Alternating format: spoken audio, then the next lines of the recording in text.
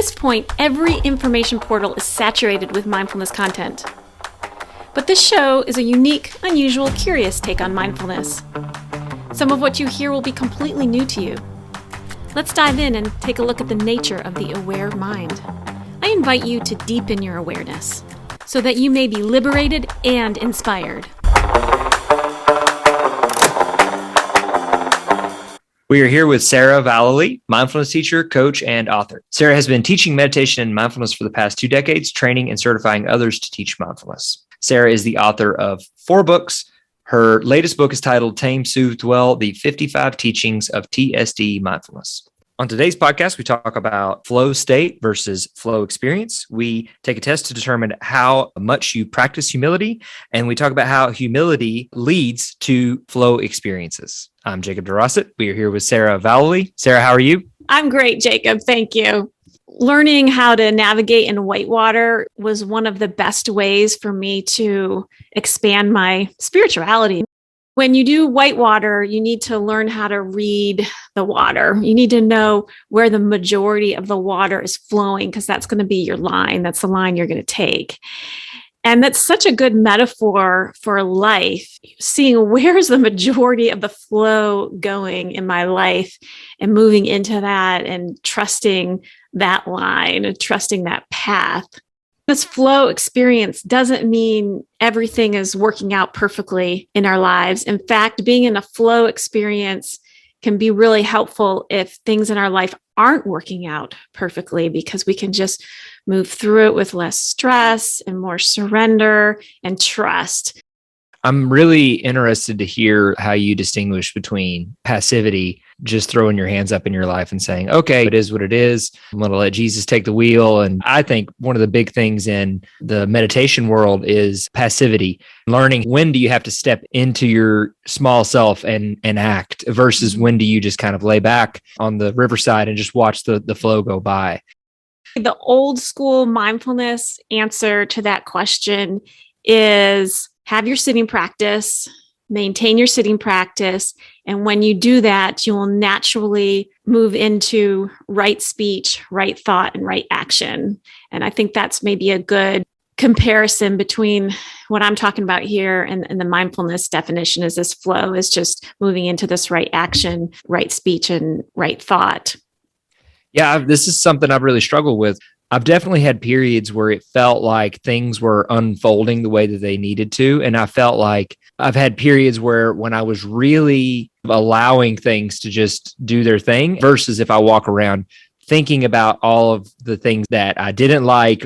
Basically, I was kicking and screaming in my head about like how unfair things were versus other times when it's kind of like, okay, well, I can't do anything about that right now. And I'm just going to focus on this task. But at a certain point, there is a time to act with family members specifically, right? Like there's times where you really want to swoop in and help people or friends. I've had friends that have struggled with things like addiction, and letting them follow their path could end in death. I think a lot of people worry that if we just kind of allow things to flow, we'll be too passive. That's a great point. Can you be driving during the flow experience? Can you be making a decision during a flow experience? I would say, yes, you can be driving during a flow experience, because a flow experience doesn't mean you're not alert and paying attention and keeping yourself safe. It's more about being a real observer and letting certain elements of your life unfold, like the person in front of you cuts you off and you just kind of see that unfold and see your reaction to it and maybe have some compassion. In decision-making during a flow experience, when you're really in a flow experience, there's not a lot of weighing pros and cons. There's so much clarity that it doesn't seem like there's really a decision to be made. It's just like the path is laid out in front of you, and it's just whether you're going to take a step forward on that path or not is the way I experience it. I am not confident I have ever experienced this. I'm going to give an example of flows that I have experienced. Mm-hmm. And then I want you to tell me how this is different from flow experience. Okay. Okay. Yeah. So I remember this vividly. My wife and I were playing spike ball. If y'all haven't played spike ball out there, you should absolutely check it out. It's really a lot of fun.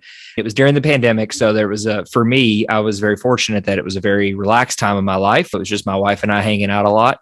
I remember playing and really having a lot of thoughts about, oh, I should do this. I should step here, my hand and should adjust this way. And then I remember telling myself, you just need to get out of the way. You just need to just allow this to happen. And lo and behold, I was just kind of there. Decisions were getting made, but not by me. I read The Inner Game of Tennis, also monumental in this as well, of stepping back and not using your logic brain, decision-making brain, instead of just being with the experience visually and then just kind of observing yourself do these things. From what I've heard other people describe flow state, I feel like that's pretty close. Jacob, I think that's an excellent example of flow experience. It also happens to be an example of flow state, perhaps. But I just want to make that distinction between flow state and flow experience, because I don't want people to think that when you're in this flow experience, you have to be productive. You don't have to be playing a sport. You don't have to be at work killing it. You could be at home experiencing an intense emotion, or just relaxing outside at the park and be in a flow experience. There are 3 practices that help us move into this flow experience. One is mindfulness, the other is mental neutrality, and the third is humility.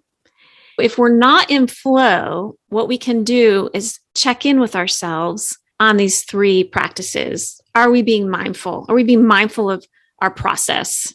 Check in with our mental neutrality. Are we being mentally neutral about our process? We talked about this in our last episode about enlightenment. Are we having humility within our process? If we're out of flow, chances are one or more of those practices is not up to par. And for me, it's almost always the humility. I'm not in humility. I'm almost always mindful. I can really check in and notice my process. A lot of times I'm not mentally neutral, but once I notice that, I can usually move myself into some mental neutrality. And that's just a mind training, basically. But the humility part is the one that I find the most challenging. So humility, is this the cousin of humiliation? Is it like a moment when you are humbled? Humility and humiliation are different. Okay. They're different experiences. Humiliation is associated with shame. When you experience humiliation, you often are going into fight or flight. It can be a really intense experience in your abdomen. You can have a lot of tightness, discomfort. You're probably thinking shameful thoughts, devaluing, which is saying that you're lesser of a person because of something you did or something you felt. That can feel really uncomfortable. For me, that is a different physical feeling than humility. There's a distinction. Humility does not involve shame. You're not in a place of shame. You're in a place of, oh, maybe I don't have it all figured out. Doesn't mean there's anything wrong with me. Doesn't mean I'm lesser of a person. Yeah, I don't think I've ever experienced that without shame. I play Wordle every day. Do you play Wordle? No. Oh, you should play Wordle. It's amazing. Play Wordle every morning. And I'm very, very, very proud of my 100% streak. I will literally days that I don't think I'm going to make it. Like if I ever don't know the word, I'll just quit. Today was the first day this morning. I was sure I knew it. And I picked a word. It was a way more common word than the one that I guessed, my very last guess. And I lost my streak. And I just had this rush, this feeling of just the feeling that came over my body, just exhausted by like, I thought I had it, and I have moments like this all the time. For me, it's always like a fatigue feeling of like, oh my goodness, when will I move past this? Moving into a place of humility is huge and can change the trajectory of your life. It really is an amazing practice and one that most of us don't do naturally. We're not really supported in our culture to do this naturally. When I do feel humility, I feel a little bit of a deflation in my body on a physical level. That's a good way to say that. That's what I was saying when I said tired, like instantaneously. Yeah, deflated. That's a great word. Yeah. I feel some sinking down type energy. Sometimes I feel a little hollow. And then The next morning or several hours later, I usually feel lighter. It's as if I've released some stuff that I don't need to carry around anymore. It ends up being a really good feeling. Yeah, why is that? Because I experienced the same thing. Like there's almost like a little bit of a relief in getting proven wrong. What is that? Why is that kind of invigorating on the back end? I think your ego takes a little bit of a setback, which can help you feel lighter, help you feel less responsible, help you feel more in the flow. Jacob, we're going to take a 32-second break. Hey, join us for an online package. This is for couples and for those in between relationships. The title of this package is Solitude and Partnership. It's about creating stronger connection as well as becoming a stronger individual within the relationship. With this package, you will participate in 6 online classes, private coaching, and an online mindfulness retreat. Cancel anytime if it doesn't feel like a good fit for you. Find out more at sarahvallely.com. We're back. I'm going to give you this test. I have a test here. My testing ability is poor today. I've already failed Wordle. Oh no. Well, I have this test to enlighten us on where we're at with our humility. So on a scale of 1 to 10, how much do you experience the following? And you might consider the last week or the last month. How often are you being critical of yourself? I would say I'm very often hard on myself. I'm going to say 9 just because I would reckon somebody's more critical of themselves than me, but I would say anywhere from 7 to 9. Next one is on a scale of 1 to 10, how often do you ruminate about the past? This is lower. I am pretty good about being like, well, okay, that's already gone. I can do better later. It's okay. So I would say 3 to 4 for that. Okay. Next one, on a scale of 1 to 10, how often do you hold on to outcome? Another way to think about this is how much do you worry? Oh, 10. In my life, I would say 10. It's way, way too often. And on a scale of 1 to 10, how often do you hold a judgment against humanity? Very, very low. 2. Yeah. Very low. I definitely believe everybody's a victim of circumstance in one capacity or another. And that is my compassion piece that, it's not always easy when somebody cuts me off in traffic. In that moment, I'm mad at them for doing that. But ultimately, I'm like, well, they have their own reasons. So yeah, I would say that's pretty low too. Yeah. So you have more compassion for other people than you do for yourself. Oh, yeah. Yeah. Next one is, how often do you associate your self-worth with your accomplishments and your worthiness with your failures? Now, this actually is interesting. This grows as I age. So this is actually creeping up more to like a 7, I would say now. It used to be very low. I used to have no attachment to the outcomes of things and just did my best. And now as I age, for some reason, that's creeping up a lot. I'm much more comparative. I just thought, oh yeah, it's all going to happen for me. And then now that I'm a bit older, it's like, there's a lot of work that goes into all this stuff. And last one, this is the biggie. This is the hard one. On a scale of 1 to 10, how often do you strive to be above average? 10. That's why the Wordle, I will literally quit. In college, my advisor pulled me in her office and she was like, you get zeros and hundreds. She was like, you could just half-ass something and get a decent score. But I was like, no, I'm allocating my energy to things that I'm going to be perfect at. When did average become negative? We associate being average as a negative quality. Striving to be above average literally means you're striving to be better than other people. It's like we were born into this world and it's a competition. We were born into a competition, and that's a lot of pressure. And literally striving to be above average is striving to be better than half the people on the planet. It's mathematical. When you really break that logic down, it's kind of bizarre. This is a new concept that a lot of self-help gurus are talking about these days. They're saying that we can get the most out of our human experience in the middle.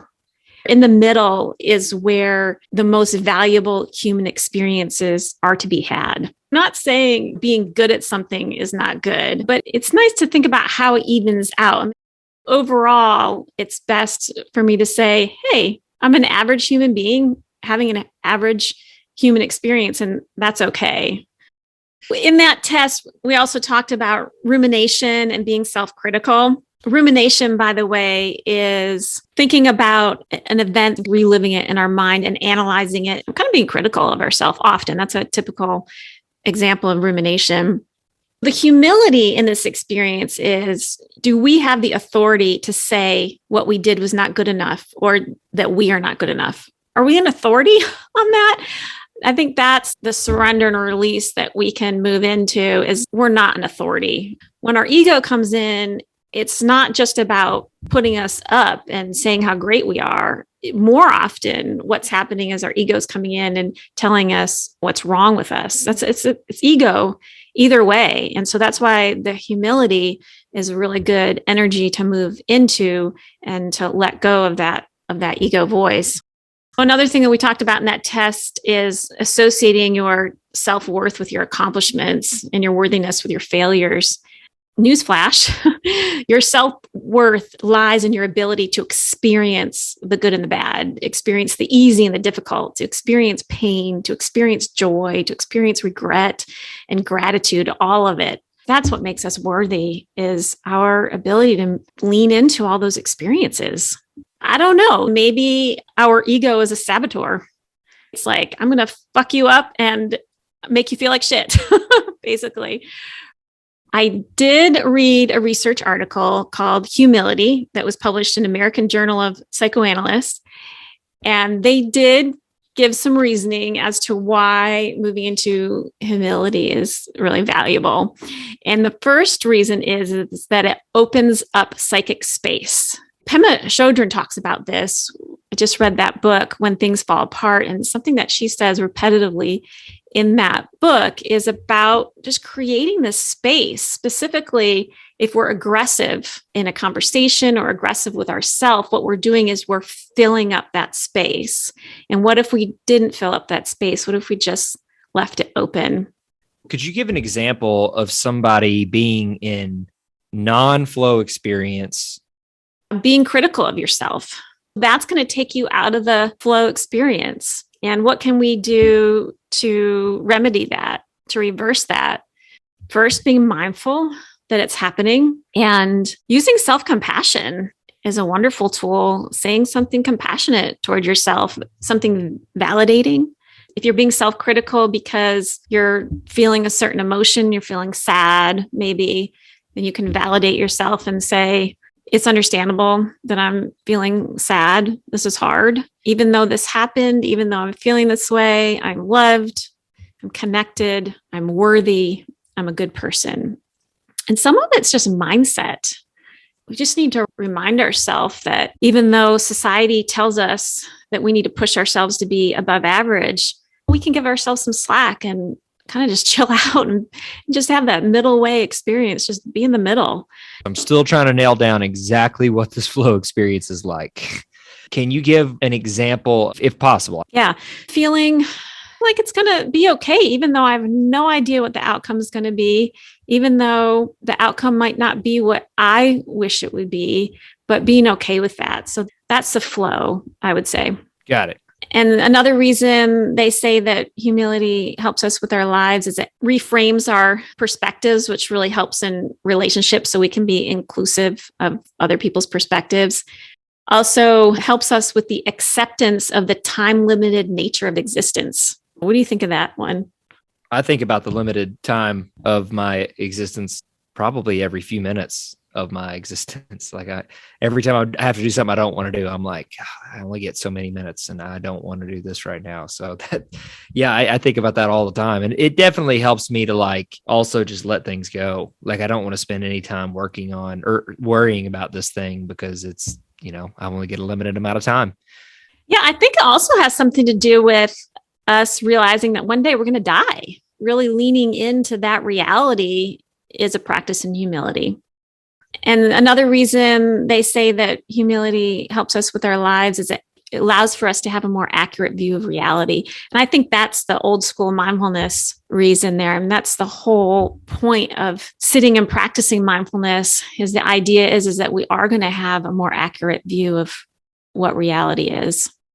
If listeners are interested in learning more about how they can move into humility, since self-compassion is such an important piece, And embracing uncertainty is another important piece to moving into humility, just letting go of outcome, allowing the events in our life to unfold. That's all about embracing uncertainty.